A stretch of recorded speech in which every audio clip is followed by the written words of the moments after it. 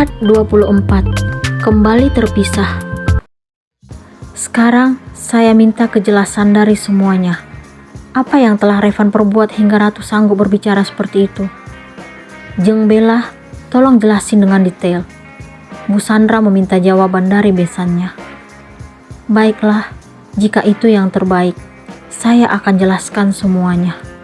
Bu Bella akhirnya menjelaskan tentang apa yang ia lihat dalam amplop coklat yang dikirimkan seseorang ke depan pintu pagar rumahnya. Bu Bella menjelaskan tentang amplop yang berisi foto-foto kemesraan Revan bersama Lani, wanita masa lalunya. Di sana sangat jelas terlihat bahwa sang menantu sedang berbaring berdua dengan mantan kekasihnya, hanya ditutupi selimut. Tampak jelas tubuh bagian atas tidak mengenakan sehelai kain, polos. Cukup, Mah. Ratu gak sanggup mendengarkan semuanya. Ratu meminta ibunya berhenti menceritakan apa yang mereka lihat di foto itu. Bening kristal dari pelupuk matanya akhirnya kembali membasahi pipi. Biarkan Mama jelasin semuanya, sayang. Kedua mertuamu harus tahu cerita yang sebenarnya. Kamu harus kuat. Bu Bella meminta Ratu untuk menguatkan diri. Jika itu yang Mama inginkan, Ratu akan mencoba untuk tenang. Bu Bella kembali melanjutkan apa yang ingin ia jelaskan.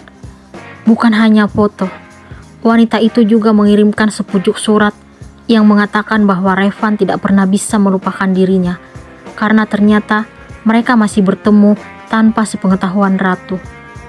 Revan terdiam dan tertunduk setelah mendengar penuturan dari ibu mertuanya.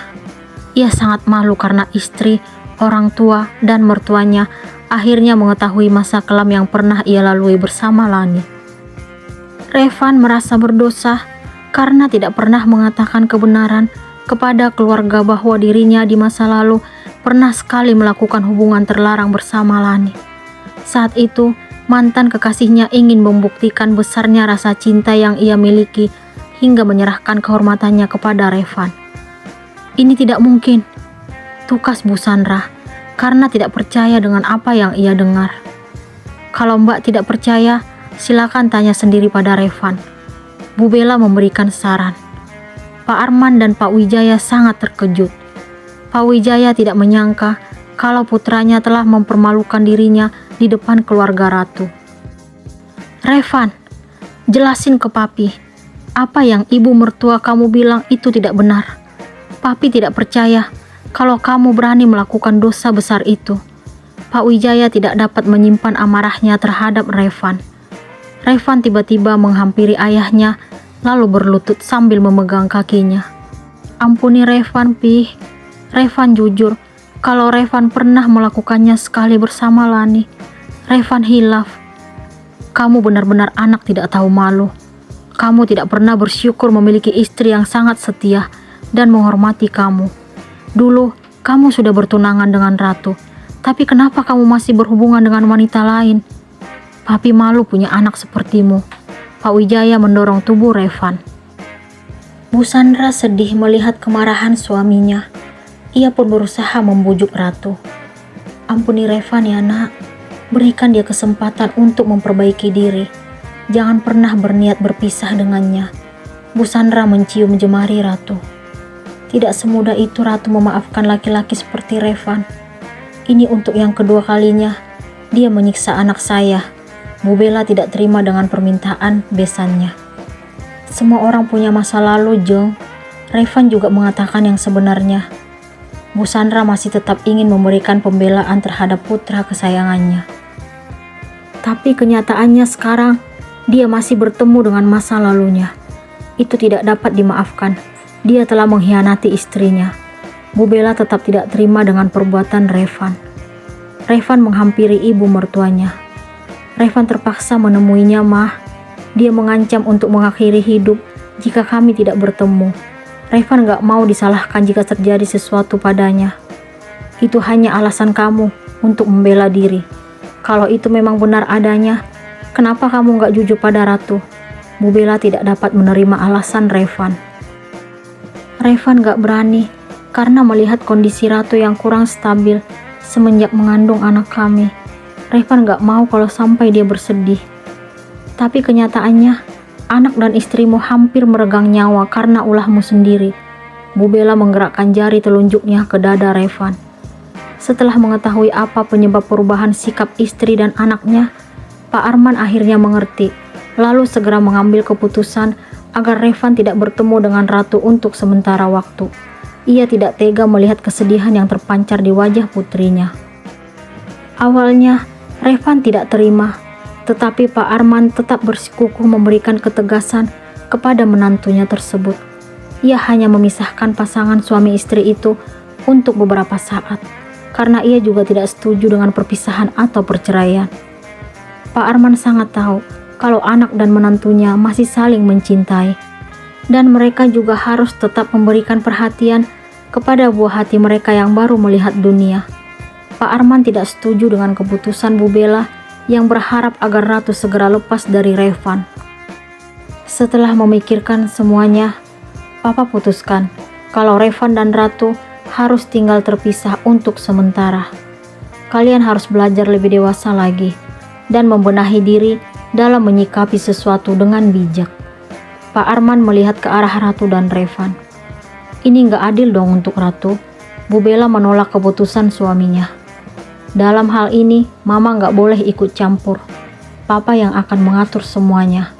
Pak Arman tidak menerima pembelaan istrinya. Papa nggak kasihan lihat anak kita. Cukup, Mah. Jangan memperkeruh keadaan. Pak Arman bersikap tegas kepada istrinya. Terserah Papa. Bu Bella sangat kesal menghadapi suaminya. Untuk kamu, Revan. Pak Arman memanggil nama menantunya. Iya, Pak. Sahut Revan. Kapanpun kamu boleh datang ke rumah Papa untuk bertemu putramu. Berusahalah membujuk istrimu agar dia kembali memberikan kepercayaan padamu. Baik, Pak. Revan janji akan berusaha menjadi lebih baik. Jangan hanya sekadar janji, tapi buktikan. Tapi Ratu nggak mau ketemu dia, Pak. Ratu membuka suara lalu menunjuk ke arah Revan. Jangan egois, Nak. Ini semua demi kebaikan kalian. Papa tahu kalau kamu sangat menyayangi dan menghargai suamimu. Jangan ikutin emosi sesaat. Ikuti kata hatimu. Pak Arman memberikan pengertian dan penjelasan kepada anaknya. Akhirnya, semua menyetujui keputusan yang telah Pak Arman berikan. Bu Bella juga berusaha memahami maksud dan niat baik dari suaminya. Ia berjanji pada diri sendiri untuk tidak mencampuri urusan rumah tangga anaknya. Revan merasa sangat beruntung memiliki ayah mertua yang mampu bersikap bijak dan tidak menyudutkan dirinya. Ia bangga karena tetap mempertahankan hubungannya dengan Ratu. Kata perpisahan yang istrinya ucapkan kini tidak benar-benar terjadi. Sebulan lamanya, Ratu tetap bersikap dingin terhadap Revan. Ia telah berubah menjadi wanita yang jauh lebih kuat dari sebelumnya. Namun, Revan tetap berusaha untuk kembali meyakinkan istri yang ia cintai itu. Revan kini sudah merasa bebas dari ancaman masa lalunya. Sehari setelah Ratu operasi, Revan langsung menemui Lani untuk terakhir kalinya. Ia terpaksa menjumpainya untuk memberikan perhitungan atas apa yang telah wanita itu perbuat kepada Ratu. Aku tidak pernah menyangka kalau kamu mampu menjadi wanita serendah itu. Bisa-bisanya kamu membuka aib sendiri pada orang lain. Aku bersyukur tidak memilih menikah denganmu. Revan dengan penuh amarah menyampaikan kalimat itu kepada Lani. Jahat kamu, Van. Setelah kamu mendapatkan sesuatu yang paling berharga dalam hidupku, dengan teganya kamu menuduhku seperti itu. Aku sama sekali tidak pernah memaksamu untuk melakukan itu. Kalau kamu semakin menyudutkanku, aku akan berusaha mengakhiri hidupku. Lani kembali mengancam Revan. Silakan, aku gak peduli lagi. Kamu sudah berani menyakiti istri dan anakku, hingga mereka hampir meregang nyawa. Sekarang kamu bebas melakukan apa yang kamu mau. Jangan bersikap dingin seperti ini, Van. Aku mencintaimu. Lani meraih tangan Revan, tetapi segera ditepiskan. Tapi aku mencintai istriku.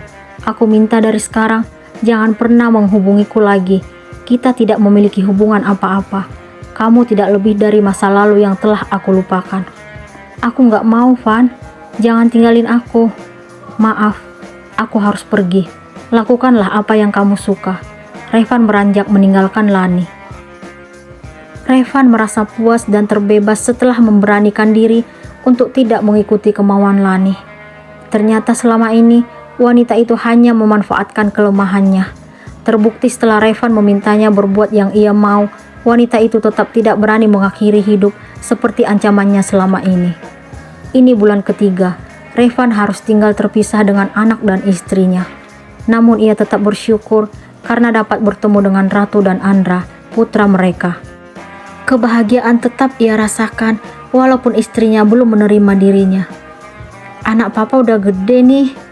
Mirip siapa sih? Revan selalu mengajak putranya berbicara.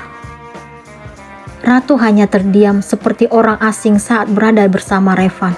Sikapnya seolah-olah tidak ingin memberikan harapan kepada laki-laki itu. Namun, sang suami telah berjanji akan kembali merebut hati wanita yang kini masih membencinya. "Anak kita hari ini rewel nggak sayang?" tanya Revan kepada Ratu. "Enggak." Ratu hanya memberikan jawaban singkat. Sikap dingin yang Ratu tunjukkan sama sekali tidak menggoyahkan hati Revan. Laki-laki itu tetap berusaha menjadi suami yang baik dan memberikan perhatian terhadap istrinya. Ia yakin kalau ibu dari anaknya akan kembali menerima dirinya. Apakah Ratu akan memaafkan Revan?